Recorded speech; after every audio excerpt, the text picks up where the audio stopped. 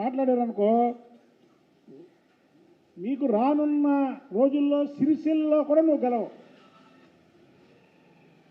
చంద్రబాబు నాయుడు గారికి తెలుగు ప్రజలే కాదు, ఈ భారతదేశంలో ఉన్నటువంటి అన్ని మతాలు, అన్ని భాషల్లో కూడా చంద్రబాబు గారికి ఒక ఇమేజ్ ఉంది.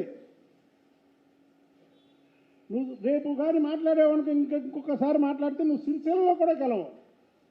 అది చంద్రబాబు నాయుడు గారి పవరు. మీ నాన్నగారికి తెలుసు, అది చంద్రబాబు నాయుడు గారి గురించి మీ నాన్నగారికి తెలుసు. మీరు ఒకసారి పడ్డారు, అసలు లెగుస్తారో లెగలేరో అనే దీంట్లో ఉన్నారు. చంద్రబాబు నాయుడు గారు ఓడినా ఎన్నిసార్లు గెలిచాడు?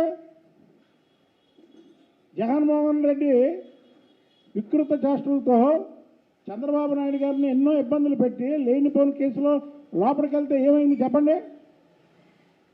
జగన్మోహన్ రెడ్డి లోపలికి వెళ్తే ఏమైంది? 1,00,000 కోట్లు దోచుకున్నాడు, లోపలికి వెళ్ళాడు అన్నారు ప్రజలు. అదే చంద్రబాబు నాయుడిని అన్యాయంగా లోపలికి